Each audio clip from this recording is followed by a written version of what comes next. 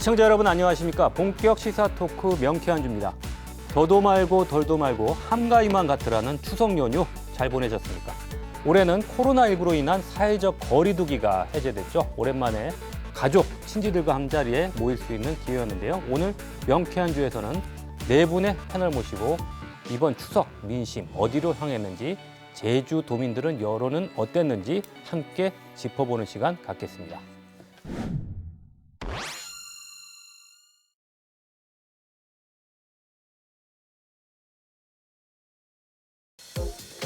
네, 올해는 대통령 선거, 지방선거 등 양대 선거가 치러진 해였는데요. 이번 추석에서도 친척, 친지들과 모인 자리에서 새 정부와 새 도정 평가하는 이야기 있었을 것 같습니다. 추석 연휴 동안 주변 여론 어땠는지 일단 네 분 이야기 간단히 들어보겠습니다. 도민들 이번 추석 때 주로 어떤 게 관심사였는지 한 번씩 좀 말씀해 주시죠.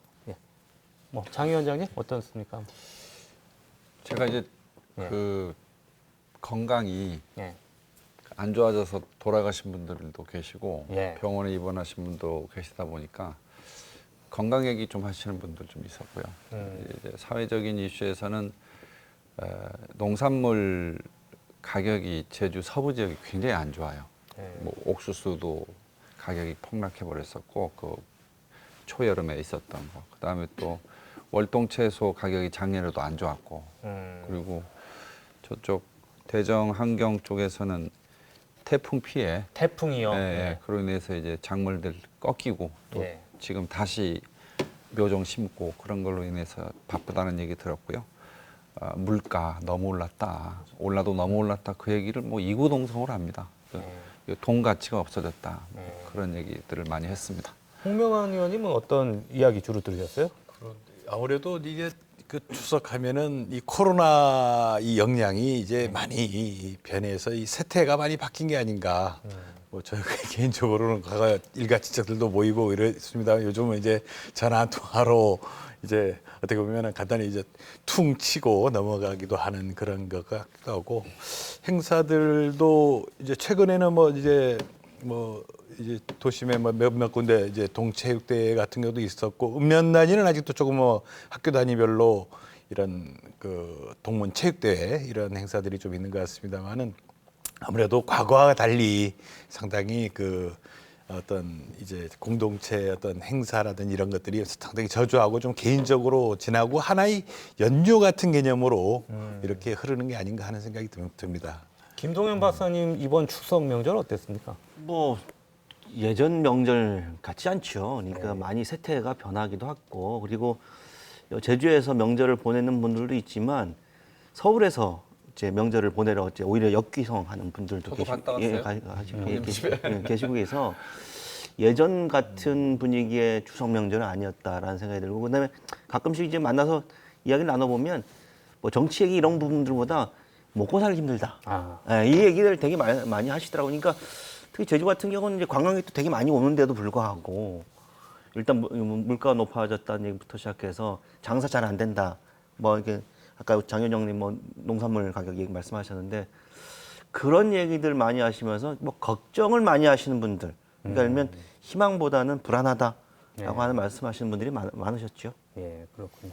고재 기자님 지금 서귀포에 사시잖아요. 네네. 서귀포는 또 다른 부분이 있습니까? 서귀포라고 좀 다르겠습니까? 그러니까 저는 뭐 물론 다른 분들도 비슷하시겠습니다만 이제 제사 명절을 좀 받아온 지 몇 년이 되거든요. 그래서 이번 뭐 명절도 이제 준비를 해야 됐었는데 그 신문 기사에 뭐 차례상 준비 비용이 뭐 30만 원이다.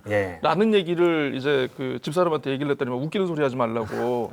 그러니까 이제 그 나무를 올리지 않습니까? 시금치를 샀는데 요만한 게 10,000원을 하더라. 맞아. 라면서 아유 차라리 미나리를 할 걸. 이런 얘기를 하면서 정말 실물 물가를 접하고 사시는 분들은 굉장히 이거에 대한 고민이 많으시겠구나 라는 그런 생각 많이 했고 또 이제 친척 중에도 이제 뭐 직장에 다니시는 분들도 있을 거고 자영업 하시는 분들도 있을 건데 직장 다니는 분들은 직장 다니는 대로 그냥 아이고 회사 어떤 잘 되시냐 어떤 버텨질 거 닮으냐 이런 거 물어보고 장사하는 분들은 또 장사하는 분들대로 그냥 뭐 코로나 피해는 없느냐 요런 얘기를 많이 했던 것 같습니다. 예. 다 각기 추석 연휴 잘 보내신 것 같고요. 자, 오늘 본격적인 이야기를 위해서 제주 MBC가 실시한 여론조사 결과 소개해드리겠습니다. 제주 MBC가 창사 54주년과 추석을 맞아서 도민 여론조사를 실시했는데요. 자, 하나씩 짚어보겠습니다. 먼저 윤석열 대통령의 국정운영 평가부터 살펴보겠습니다. 잘하고 있다는 긍정적인 평가가 26.7%였고요. 잘못하고 있다는 부정적 평가가 61.7%였습니다. 윤석열 대통령의 제주 득표율이 42.6%였으니까요. 대선에서 윤석열 대통령 찍은 사람들도 상당수가 부정적으로 평가했다는 이야기고요. 좀 더 세부적으로 살펴보면 매우 잘하고 있다가 9.4%에 불과한데 매우 잘 못한다는 40%로 가장 많았습니다. 연령별로 봐도요. 70대를 제외한 모든 연령층에서 부정적인 평가가 높았고요. 특히 40대에서는 부정적인 평가가 81.2%나 나왔습니다. 네, 여론조사 결과 제가 소개해드렸는데요.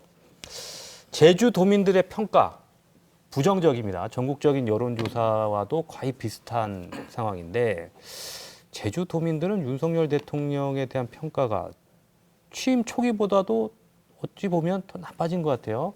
이 부분 어떻게 생각하십니까? 이유가 뭘로 지금 보시나요? 뭐 예. 이유야 윤석열 대통령 본인의 리스크죠. 그러니까 저는 이제 그런 거예요. 정치 지도자는 모든 걸 알 수 없잖아요. 제일 중요한 덕목이 자기가 모르면 모른다라고 인정하는 게 되게 중요하고 그래서 전문가들의 조언을 듣는데 저는 윤석열 대통령 보면 모르고 있는데 자기가 모든 걸 알고 있다고 생각하는 것 같고 그래서 그런 데서 모든 것들을 제 소위 말하면 만기 칠남용으로 자기가 모든 걸 장악하려고 하다 보니까 야, 가끔씩 이제 대통령 본인의 리스크가 많은 거죠. 그러니까 이렇게 준비가 안 된 대통령이었나라고 하는 부분들에 대해서 도민들뿐만 아니라 국민들이 판단하고 있는 것 같고 아마 보수 정당에서 고민이 깊을 거예요. 그러니까 지금 이렇게 가다가는 좀 총선이나 차기 있을 뭐 여러 가지 선거에서 굉장히 좀 위태롭거든요. 그래서 근데 이게 옆에서 조언을 안 듣는 스타일 같아요. 그래서 상당히 좀 큰 걱정이다라는 생각이 들고 아마 이번 추석 때도 많은 분들이 그렇게 말씀하셨어요. 그러니까 뭐 보수 정당이나 보수당에 대한 비판이라기보다는 대통령 본인에 대한 비판들이 높아서 이런 부분들을 어떻게 좀 극복하느냐 이런 부분들에 대한 우려 그런 것들이 이제 민심에 반영되지 않았나라는 생각이 듭니다. 고 기자님 취임 초기에 대통령이 이렇게 지지율이 낮았던 적이 있었던가 해서 이제 좀 찾아보면 옛날 MB 때가 있더라고요. 네. 그러니까 MB 때는 이제 그때는 이제 취임 초기에 그 광우병 네. 논란과 관련해 가지고 그때 뭐 한 20%대까지 이렇게 떨어졌었는데 그때하고 비교했을 때도 분명히 뭔가 좀 결은 좀 분명히 다른 것 같습니다. 이제 당시 같은 경우는 이제 그 광우병 논란에 대해서 어떻게 보면 이제 뭐 안전성이라든가 정책에 대한 제대로 알리지 못했다라는 그런 나름대로 이유가 있었고 실제로 이제 뭐 대통령 같은 경우 당시에 이제 사과 기자회견까지 하면서 뭐 광화문의 불빛을 보면서 이제 나를 스스로를 책망했다라는 그런 얘기도 하지 않았습니까? 사실 그런 면에서 보면 좀 약간 이번에 그 윤석열 대통령의 취임 초 낮은 지지율과는 좀 약간 다른 것 같은데 이게 어떻게 보면 이제 뭐 아까 이제 김동인 이사장께서도 얘기를 하셨지만은 뭐 취임 초에 이제 뭐 여러 가지 지금 뭐 대통령실 이전이라든가 인사 참사 영부인 관련해 가지고 여러 뭐 어떤 논란들 그리고 이전 정부에 대한 어떤 정치적인 공세가 이게 너무 초반부터 국민들로 하여금 굉장히 피로감을 불러일으켜 가지고 권력자 자체에 대한 비호감으로 이게 낮은 지지율로 나타나는 게 아닌가라는 그런 생각이 많이 드는데요. 그런 면에서 봤을 때 MB의 취임 초 낮은 지지율이 정책과 관련된 게 많았다면은 이거는 이제 권력자 개인에 대한 어떤 비호감이라서 사실 좀 우려가 되는 게 앞으로도 이제는 국가적으로 이제 대통령실에서도 어떤 정책을 추진하려고 해도 이게 결국은 인물에 대한 비호감과 연결돼 가지고 탄력을 받지 못할 것이다. 이런 게 좀 약간 우려는 됩니다. 네.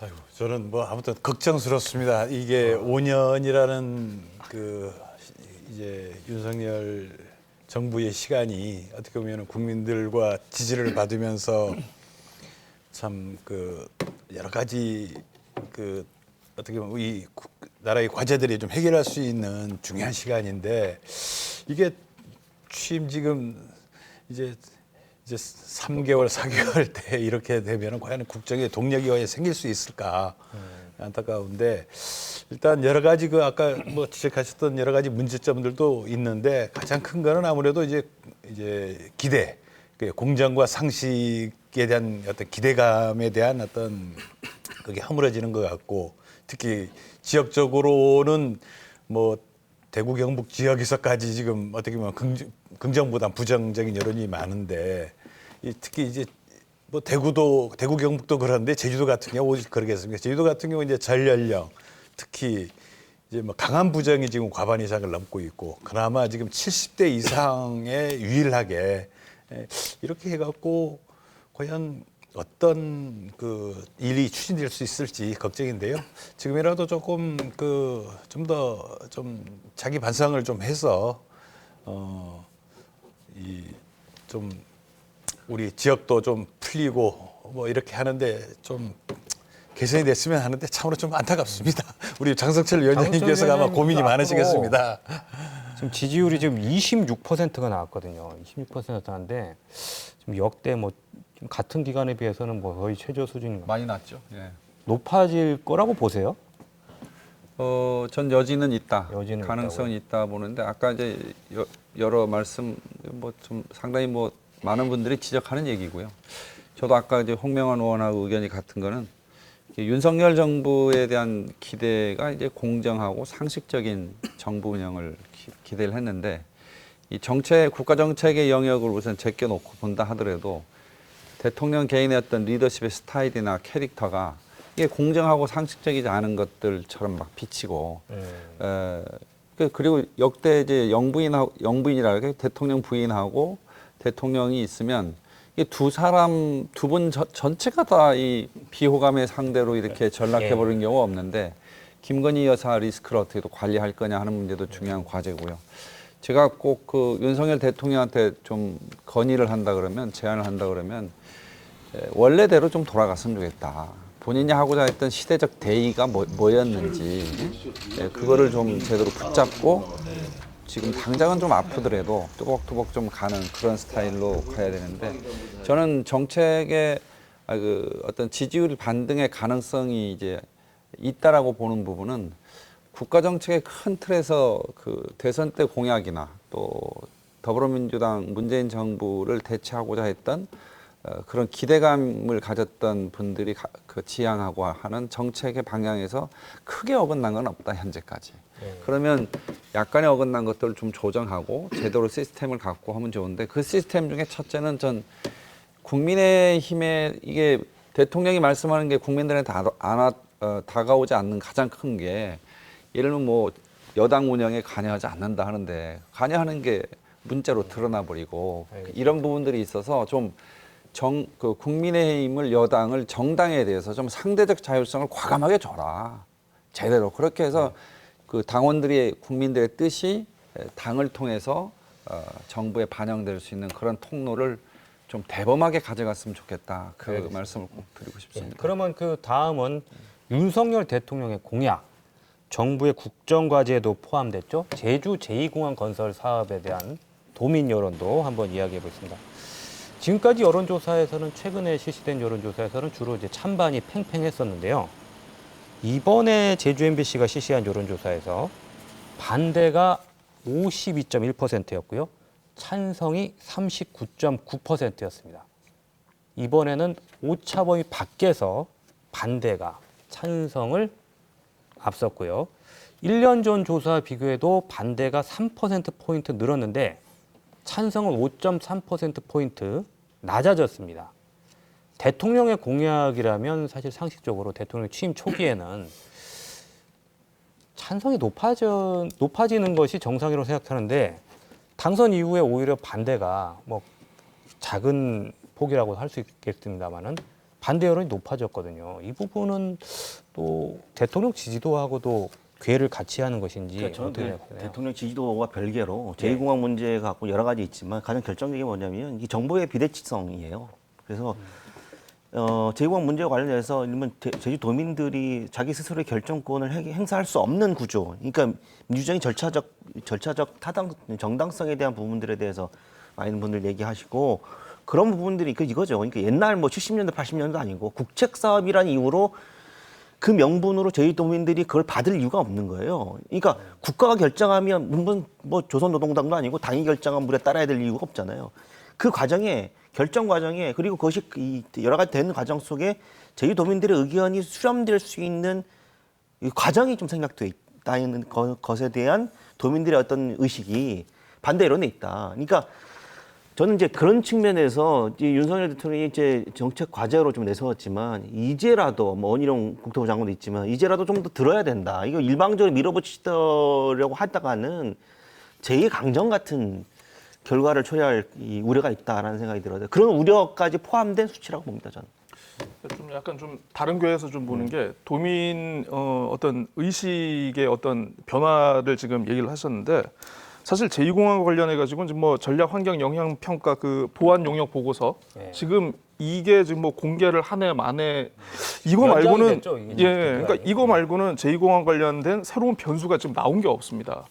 그러면 어떻게 보면은 이거는 부정 여론이 높아진 것은 뭐 모르겠습니다. 이거는 뭐 어차피 뭐 해석의 영역이니까 사업 추진 어떤 장기화 이게 뭐 과연 제2공항을 하는 건지 마는 건지 정부가 어떻게 결단을 내린 건지 이거에 대한 어떤 피로감, 피로감이 높은 게 뭐 이럴 거면 하지 말아라, 하지 않은 것도 좋겠다라는 좀 그런 의견 표시가 아닌가 저는 개인적으로 생각을 해봅니다. 고 기자님 의견에 상당히 공감을 하는 게 새 정부 들어섰고요. 또 이걸 담당하는 주무장관이 이제 제주도 지사를 지낸 원희룡 장관인데 이게 뭔가 그 이슈가 떠오르고 또 논의가 붙고 또 한목적적인 어떤 공론화 작업들이 되면서 정책이 앞으로 나가야 된다 하는 기대를 갖고 있었는데 이거 몇 개월 동안 이게 잠잠한 거예요. 저는 사실은 이거를 가장 즐긴다 그럴까요? 현재 상황을 안심하고 보는 분이 오영훈 도지사가 아닐까. 이게 뭐 그건 왜 그렇습니까? 이게 뭐 이슈가 없으니까요. 아. 그러면 뭐 국토부 장관이 뭐 입장을 발표한 다음에 뭐 발표하겠다라고 하는 것이 또 뭐 꼭 틀린 말도 아니고 이게 보니까 과연 그러면 이 제주 제2공항 건설 그것이 성산지역 제주 제2공항 입지 예정지가 결정됐기 때문에 논란이 붙은 건데 제주공항 인프라 확충이라고 하는 큰 틀 그리고 성산지역 제주 제2공항 입지라고 하는 이 문제에 대해서 이렇게 무관심하고 이렇게 무책임하게 방치하는 게 과연 제대로 하는 거냐. 저는 이 부분에 대해서 찬성이냐 반대냐를 떠나가지고 어떤 책임 있는 그리고 좀 관심을 촉구하는 그런 움직임들이 좀 있지 않고서는 이대로 가다간 대형 구책 사업이라고 하는 것이 뭐 그 말 때문에 무조건 우리가 배척해야 될 이유도 없지만 그렇다고 해서 이걸 무관심의 영역에서 그냥 방치해버리는 건 더 문제가 아니냐. 그런 차원에서 이번에 여론조사 보면서 반대 여론이 좀 높았다. 혹은 찬성 여론이 좀 낮았다. 이런 거라고 하는 여기에 의미를 두기보다는 좀 더 관심을 갖고 책임 있는 어떤 행정이나 정치 활동들이 있어야 되는 거 아닌가 그런 판단을 해봅니다.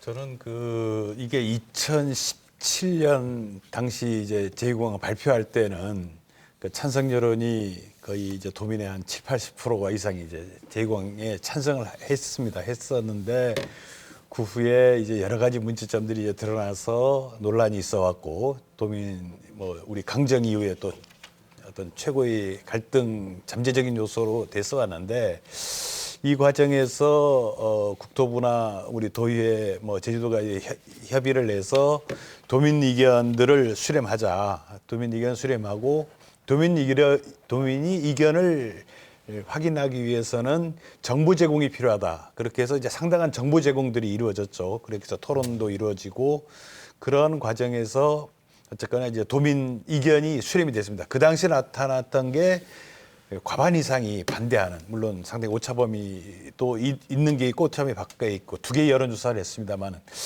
그 당시의 여론조사 결과가 지금도 일관되게 지금 진행되고 있다. 이제 도민들이 이제 충분히 이제 알았고 또 이거에 대해서 각자 이제 생각들이 찬성, 반대의 생각들이 현재 이제 어떻게 보면 이제 고착되는 구도가 아닌가. 저는 결론적으로 도민 과반 이상이 반대하는 국책 사업은 추진되기 힘들다. 이것들을 이제 우리 도민들도 알고 있고 어떻게 보면 이제 정부 당국자들도 뭐 알고 있어서 더 이상의 진도가 나가기가 힘들다. 거기다가 아까 좀 전에 말씀하신 장현정 의원 말씀한 이 피로도. 그렇다면은 그러면 자 이러한 상태에서 도민이 아니 평양감사도 본인이 싫으면 못하는 건데 제주도민이 압도적인 지지를 얻어도 될까 말까한 사업을 지금 자꾸 주판을 튀길 이유가 없거든요. 과감히 정리하고 자, 다른 어떤 공항 인프라를 어떻게 개선할 것인가, 또는 뭐 해저 터널이라든지 다른 방법은 없는 것인가, 이런 현실적인 방안들을 좀 찾아야 되지 않을까. 저는 참으로 좀 안타깝습니다. 이런 게 계속 논의되는 게. 그 부분에 대해서 제가 좀 약간의 반론성, 보완 의견을 하나 말씀드리면, 정보의 비대칭성이라고 하셨는데, 저는 이 제주 제2공항 관련된 담론의 비대칭성을 얘기하고 싶어요. 무슨 얘기냐면, 제주지가 언론에 이제 워낙 그 반대 운동 하시는 단체나 이런 쪽에서 훈련이 잘 돼 있다 그럴까요? 혹은 또 굉장히 열정적으로 한다 그럴까요? 아니, 장성철 위원장님도 찬성 하죠. 입장을 많이 하죠. 미디어를 근데 통해서 최근에 또 발표하셨는데, 보면 예. 그 비상도민 회의를 중심으로 언론에 반대 논평 같은 것들이 계속 나오는데 찬성 단체는 이게 잘 안 나와요.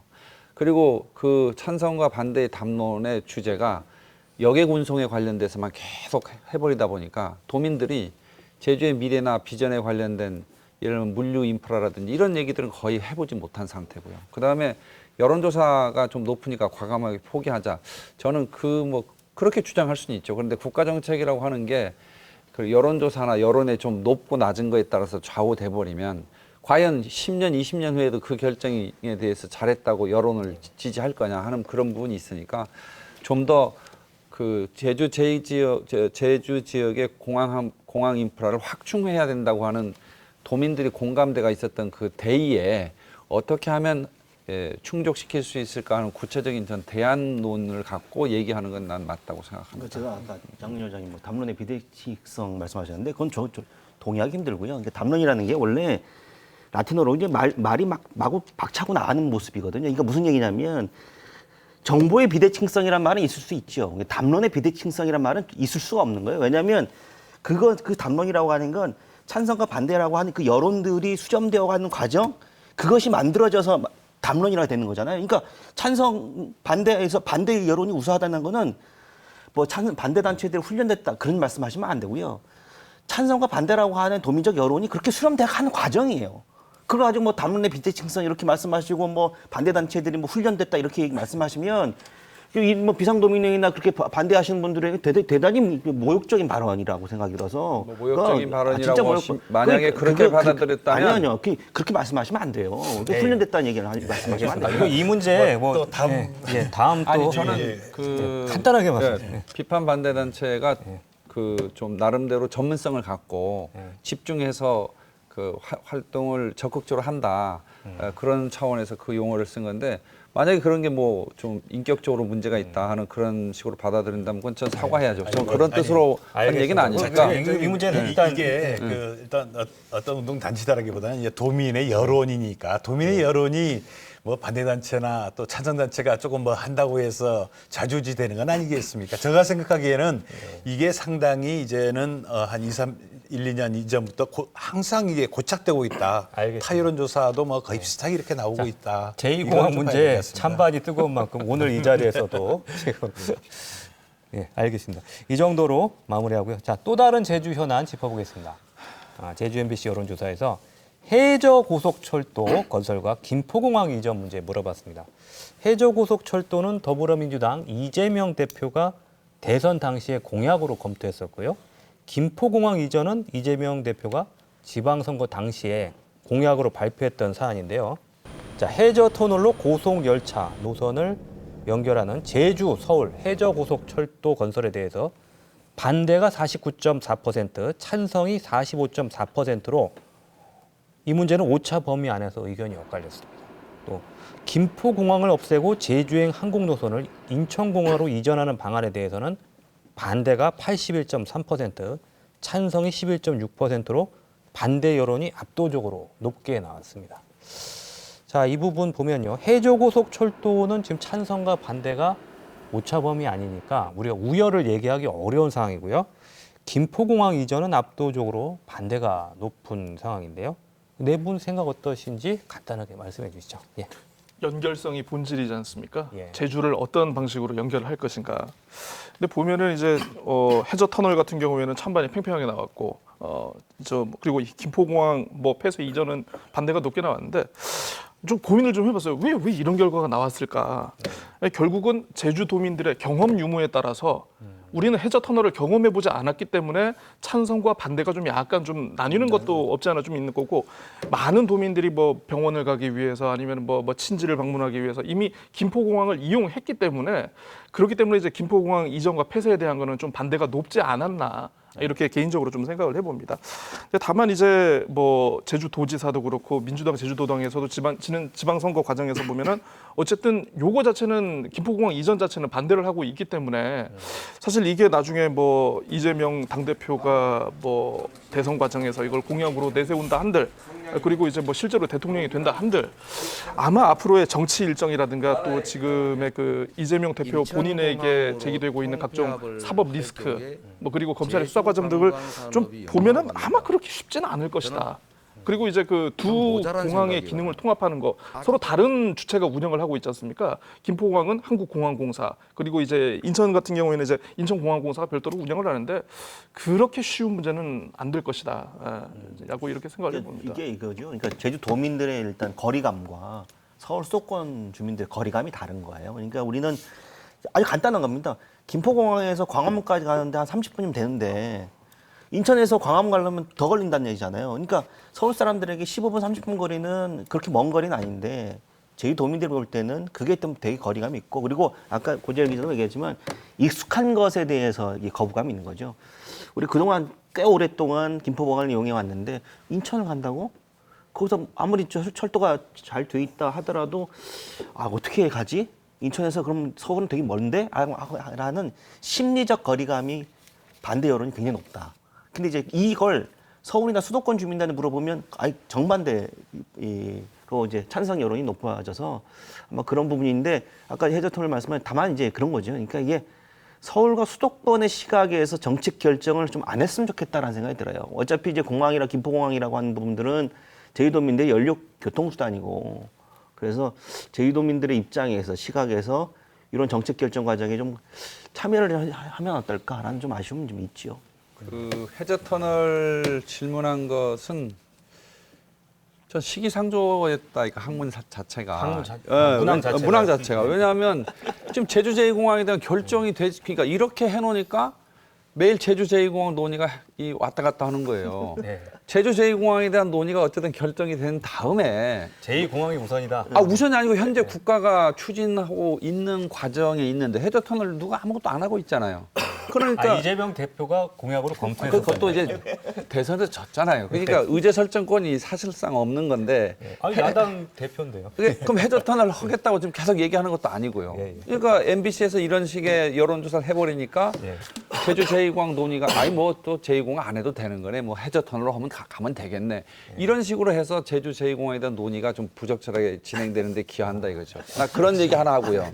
두 번째는 그 김포공항 문제인데, 김포공항 활주로 그 공항 캐파를 인천공항으로 이게 옮겼을 때 현실적으로 제가 듣기에는 인천공항이 그거만큼 더 키울 수가 없다고 들었어요. 그러니까 예를 들면 활주로를 하나 더 만들어야 된다든지 이런 문제가 있는데, 그런 기술적인 문제들이 현재 검토가 되지 않은 상태에서도 정서적인 측면이죠. 아까 우리 김 박사님 말씀한 대로 뭐 거리감, 우리 제주도민들이 느끼는 거, 서울 시민들이 느끼는 건데, 전 뭐 이 반대가 이렇게 높게 나오고 전 당연하다고 생각하고, 어쨌든 해저터널 문항 조사를 한 건 좀 유감스럽게 생각합니다. 장소철 위원장님 지금 유감을 표명하셨는데, 저희가 사실은 이게 민주당 내에서 이야기가 나온 거여서 윤석열 대통령과 국민의힘에서 추진하는 제2공항과 비교해서 해저고속철도에 대해서도 한번 물어본 거거든요. 지금 민주당 내에서도 지금 해저고속철도에 대한 얘기가 논의가 있었던 건 맞죠? 지난번에 우리 대선 공약 검토 과정에서도 포함이 됐었다가 이제 논란이 있어서 조금 이제 보류가 된 그런 내용이었고, 사실 이 해저터널 이런 어떻게 보면 공항을 대체하는 다른 수단에 대한 논의는 이 하루 이틀의 얘기가 아니고 이게 뿌리가 깊거든요. 이미 전라남도에서 오래전에 이제 제안을 했었던 내용이고, 우리 뭐 장서청 위원장님도 과거에 한때 또 이 부분에 대해서도 한때 목소리도 내셨던 걸로 저도 기억하는데, 그 나름대로 타당성도 있는 논리라고 봅니다. 영국의 도보 해협이라든지 이미 다른 지역의 사례가 있는데, 문제는 그에 대한 정보나 어떤 전문적인 검토 내용들이 지금 잘 알려지지 않은 상황에서 우리가 즉자적인 판단, 이제 즉흥적인 판단으로 우리가 정책 결정을 해서는 안 될 거라고 보거든요. 저는 좀 더 이거에 대한 비용이라든지 이런 것들이 좀 이제 좀 제시가 되고 전문적인 타당성이 좀 제시가 된 속에서 도민의 뜻을 물어야 되지.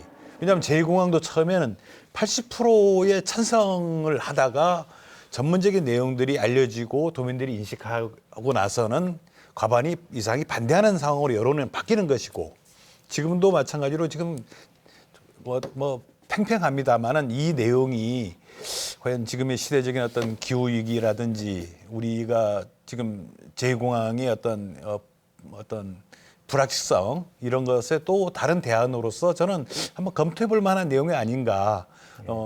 또 개인적으로는 저는 좀 뭐 개인적인 검토 사항입니다만은 이제 해저로 해서 들어가는 큰 비용보다는 그 시칠리아식 그러니까 철도와 철도를 연결하되 중간에 해상 부분만 이제 카페리 열차식으로 시칠리아식으로 구체적으로 검토하셨군요. 그렇습니다. 뭐 저는 상당히 이 부분은 우리가 검토해볼 만한 내용이다. 저는 그렇게 생각합니다. 제2공항하고 나서 하세요.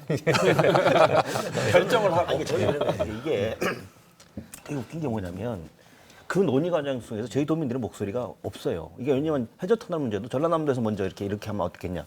근데 그걸 저희 도민들이 야 이렇게 우리가 하다 보니까 뭐 여러 가지 이게 좀 필요하지 않냐라고 하는 뭐 도민적 공감대나 여론 수렴 과정이 없이 그냥 특정 정치인에 의해서 뭐 합시다 그러면 그럼 우리가 따라가야 됩니까? 그거 아니잖아요. 그러니까 민주주의라고 하는 게 더 많은 참여를 보장해야 되는데 이게 좀 저는 아쉬운 게 뭐 정치가 여의도하고 용산에만 있는 게 아닌데 왜 자꾸 이 서울의 시각에서 자꾸 이걸 재단하느냐. 좀 그래서 이런 정책적인 것들에 대한 피로감들 도민들이 이제 수십 년 동안 경험했잖아요. 그러니까 그런 피로감들이 언제까지 우리가 다시 되풀이해야 될 것인가라는 그런 안타까움이 커요. 그런데 지금 시대적인 상황 같은 예를 들면은 지금 제주도에서 그 항공유 소비량이 지금 어떻게 보면 2억 리터 가까이 이렇게 소비가 이렇게 되고 있거든요. 우리가 뭐 타조 감축하자고 법률도 만들고 뭐 10년 내에 40%를 절감하겠다고 해놓고 그러면 뭔가를 절감을 해야 되는데 지금 휘발유보다 더 많이 소비되는 게 항공유거든요. 과연 이러한 항공산업이 특히 이제 단거리 1시간 이내의 단거리 유럽 같은 경우는 단거리 노선들을 대부분 고속철도로 이제 대체하고 있는 상황인데 우리가 뭐 반드시 따라가자는 얘기는 아닌데 우리도 이러한 어떤 전 세계적 흐름과 우리 같이 할 수 있는 방안은 무엇인가? 지금 저는 말씀하신 게 이재명 대표가 그렇습니다. 얘기하는 거죠. 그리고 예. 저는 해저 터널만이 방법이냐? 해상 구간은 어떤 그 해상 그 방식을 절충한 어떤 이런 방법들도 우리가 좀 고민해 볼 필요가 있지 않는가 그런 생각입니다. 예, 다시 한번 제주 MBC 여론조사에는 어떤 의도도 없었고 민주당의 정책에 대해서도 물어봤다는 점 양해해 주시기 바랍니다. 예, 이번에는 취임 석 달째를 맡고 있는 오영훈 지사 도정 운영을 평가한 결과 보시겠습니다. 긍정적인 평가가 55%, 부정적인 평가가 20.4%였습니다. 잘하고 있다는 응답이 잘 못하고 있다는 응답보다 2배 이상 높았고요. 오영훈 지사 지방선거 득표율이 55.14%였으니까 당시에 오영훈 지사 지지층이 지금도 거의 유지되고 있다는 이야기입니다. 세부적으로 살펴보면요. 매우 잘하고 있다 7.9%, 잘하는 편이다 47.1%였고요.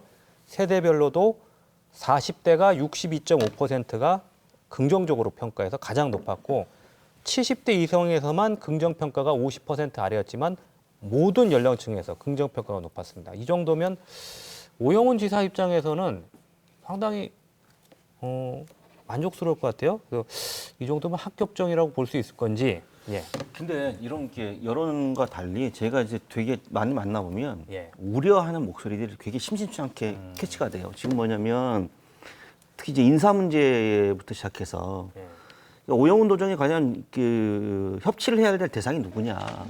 저는 그런 거죠. 지금 오영훈 도정에 대한 도민들의 기대는 뭐냐면 기득권 관료들하고의 결별을 좀 해달라 이런 거였단 말이에요. 근데 지금 철저히 기득권 관료 집단에 둘러싸여 있어서 과거에 그들에 의존하고 있다라는 생각이 들거든요. 선거 때 도움 받을 수 있죠. 근데 중요한 건 뭐냐면 선거 때 도움 받은 사람들에게 자리를 주려고 도민들이 선택한 게 아니란 말이에요. 성과로 도민들에게 평가를 받아야 되는데 성과에 대한 평가보다는 이 선거 때 도와준 사람들에게 이 봉헌하고 있단 말이에요. 그러니까 그런 인사에 대한 실망들. 그래서 심지어 취임 이제 석 달밖에 안 됐는데 몇몇 분들이 그럼 소위 말하면 이 제2지역에서 오피니언 리더라고 하는 몇 분들이 조심스럽게 이런 얘기. 역대 도지사 중에서 재선에 성공하지 못할 도지사가 될 가능성이 높다라는 얘기들을 우려를 되게 많이 하거든요. 재선에 성공 예. 못한다고요? 그러니까 저는 이게 뭐냐면 지금 관료들하고 빨리 결별해야 되고 소위 말하면 윤핵관 아니 오핵관들하고 이 특정 자신의 측근 그룹들하고 빨리 결별해야 된다. 그 도대체 누구 말을 듣느냐. 그래서 저는 이제 그런 부분들에 대해서 좀 굉장히 좀 이 오영훈 지사가 좀 심각하게 받아들여야 된다. 이러다가는 도정 운영이나 이런 부분들에 좀 원동력이 이를 것 같다. 그리고 지금 본인이 정치인이 아니란 말이에요. 왜 본인이 마이크를 잡고 이렇게 한 것보다 행정적 실천으로 평가를 받으려고 하는 그런 부분들에 대한 노력이 좀 부족한 게 아닌가라는 생각이 듭니다. 상당히 부정적인 평가하셨는데, 근데 여론조사에서는 긍정적 평가가 이 정도면 높은 거 아닌가요? 고 기자님 이게 보시기엔 어떠세요? 도지사 득표율하고 거의 똑같더라고요. 네. 55.14%니까 어제 뭐 어쨌든 아직까지는 뭐 당선 당시의 그 지지율을 유지를 하고 있는 건데 사실 이제 뭐 오영훈 도정도 이제 출범한 지 뭐 한 석 달 정도밖에 아직 100일이 안 됐지 않습니까? 정책적으로 평가를 할 수 있는 항목이 없습니다. 그러니까 사실 그러면 오영훈 도정을 지금 평가할 수 있는 거는 딱 하나 인사밖에 없거든요. 인사와 관련해 가지고는 뭐 이제 아까 김동인 사장께서도 얘기를 해주셨지만 굉장히 저도 뭐 주변에 삐딱한 사람들밖에 없어서 그런지 안 좋은 얘기들을 많이 하시더라고요.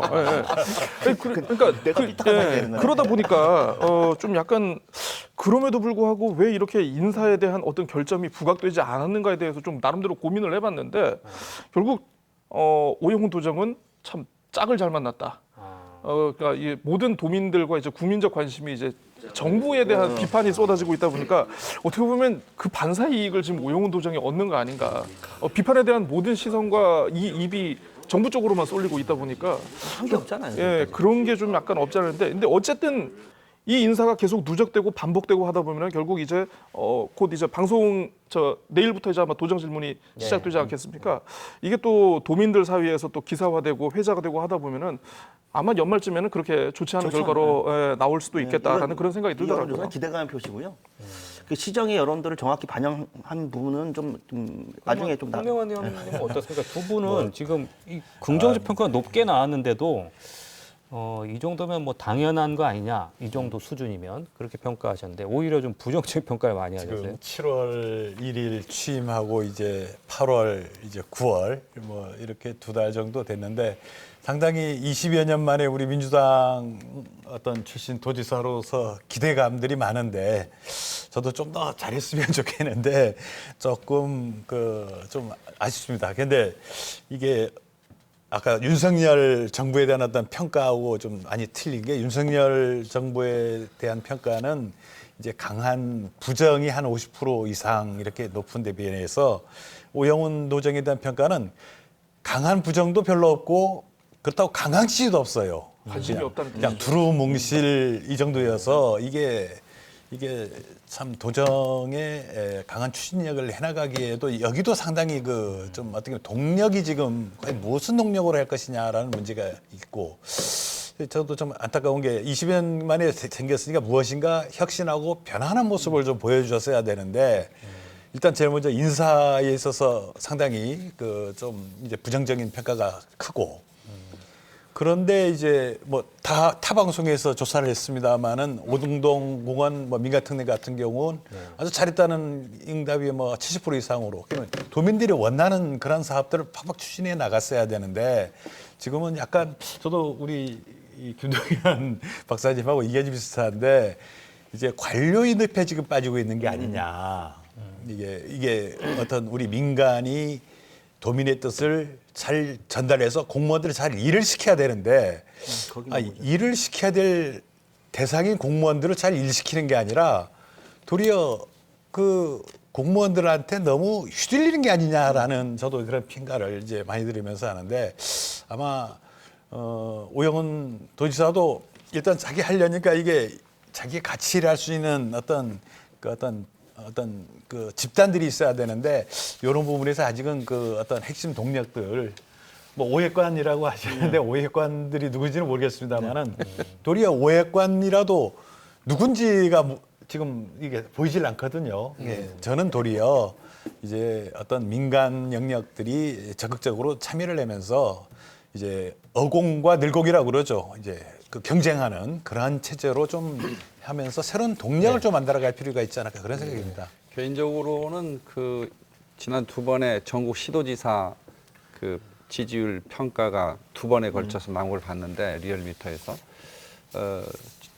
7월보단 8월이 좀 올랐더라고요. 그런데 그럼에도 전국 평균치에서는 좀 낮은 편인데 저는 이 MBC 여론조사와 그 리얼미터 여론조사를 비교해보고 오영훈 지사가 좀 겸허하게 방향을 설정하는 데 좀 도움이 됐으면 하고요. 또 하나는 아까 홍명환 의원 말씀하신 것 중에 말씀과 연관해서 보면 오영훈 도정이 두루뭉실하단 말이에요. 그러니까 그게 무슨 얘기냐면 도정의 어떤 정책 비전이나 목표나 업무의 어떤 세부적인 과제나 이런 게 뚜렷하지가 않아요.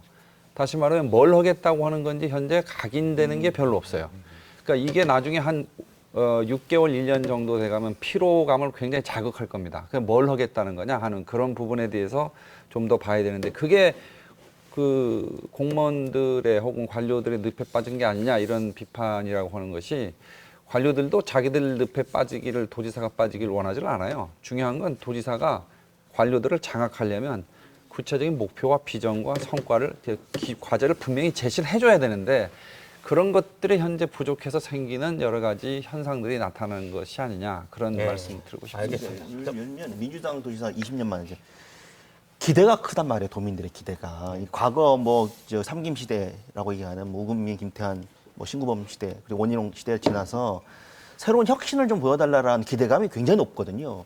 근데 이제 그런 부분들에 대해서 정말 적극적으로 부응했는가 오영훈 지사가 지금 그렇지 않거든요. 그래서 왜 자꾸 과거의 세력들하고 손을 잡으려고 하느냐.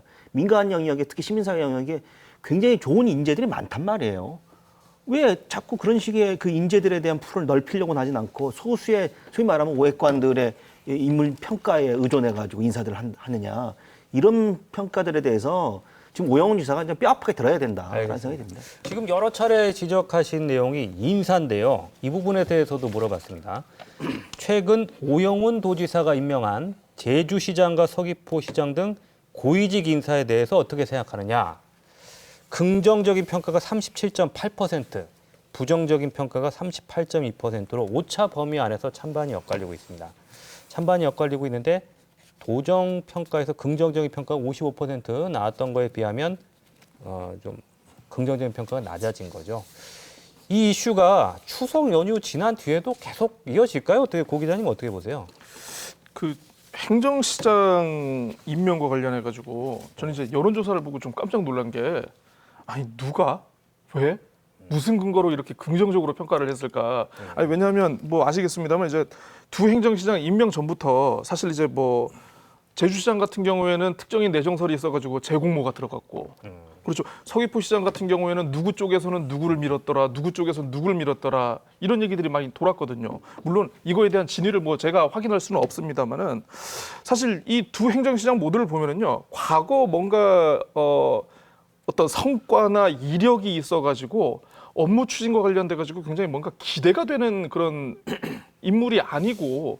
그냥 정치권 인물이고 이제 같은 캠프 저 인수위 출신이라는 그런 공통점밖에 없거든요. 만약에 이게 농지법 위반이 좀 사소하다, 그러니까 사소하다고 할 수는 없죠. 이거는 어쨌든 모든 정치권 그리고 모든 언론이 일어나가지고 반대를 했던 거기 때문에 결국 행정시장에 대해서는 도민들의 기대감이 그렇게 이젠 떨어진 거 아닌가? 나만 뜨거운 거 아니냐? 정치 고관여층의 반응만 뜨거웠구나. 이런 좀 약간 아쉬운 생각이 들더라고요. 김동연 박사님 아까 상당히 부정적인 평가를 하셨는데 지금 그런 거죠. 그러니까 이제 긍정적 평가나 부정적 평가가 이제 이렇게 나오는 건 그러니까 일종의 일단은 그 이슈가 여러 가지 이 인사 적격 논란 관련해서는 인사 전에는 여러 개 논란이 되겠지만 일단 임명이 됐잖아요. 그러니까 앞으로 지금 임명이 돼서 얼마 안 됐기 때문에 거기에 대한 기대감이 좀 반영된 게 아닌가라는 생각이 들고 그 기대감들 때문에 지금 이게 굉장히 미묘한 어떤 차이가 나는 것 같다라는 생각이 듭니다. 그래서 다만 이제 지금 행정시장들이 두 분들이 여러 가지 논란이 있으니까 이 성과를 보여줘야 되죠. 근데 안타까운 거는 지금 우리가 이 행정시장 아시지만 제도적으로 할 수 있는 게 많지가 않아서 2년이라는 시간이 되게 짧을 텐데 뭐 그런 기대에 부응할 수 있겠는가라고 하는 그런 우려도 여기 이 수치에 좀 담아 있지 않나요? 예, 두 분 한마디씩 하고 마치겠습니다. 예, 말씀하세요. 아무래도 인사청문회 과정을 통해서 그 농지법 위반상 농지를 관리해야 될 시장이 농지법 문제가 이제 이게 드러남으로 인해 갖고 그에 대한 실망. 이게 특히 보니까 그 제주시 동지역이라든지 뭐 전문직, 자영업 이런 어떤 고학력층 이쪽에서가 상당히 그 지금 부정적인 평가가 높은 걸로 그렇게 저는 그 여론조사 데이터를 보면서 아 이게 관심이 있고 이게 동지역에 있는 분들 이런 분들이 여론이 조금 싸늘하다 이런 부분들을 좀 감안해서 우리 오영훈 도정이 이런 것들을 만회할 수 있는 좀 더 아까 장석철 위원장님께서 얘기하셨던 좀 더 구체적인 디테일한 정책 제시들을 일로써 좀 그 보답할 수 있는 그런 계기가 됐으면 하는 생각입니다. 지난번 이 프로 나와서 말씀드렸는데요. 농지 투기 한 분 제주시장 된 게 아마 오영훈 도정은 내내 부담될 겁니다. 그 말씀 드리고 싶습니다. 예. 네 분 오늘 말씀 고맙습니다. 예. 자, 오늘 추석 제주 민심이 어디로 향했는지 여론조사 결과 함께 짚어봤습니다. 다음 주 목요일 이 시간에는 제주 MBC 창사 54주년 특집 토론 마이크로 투어리즘 시대가 온다가 방송됩니다. 많은 시청 부탁드리겠습니다. 네, 시청자 여러분 고맙습니다.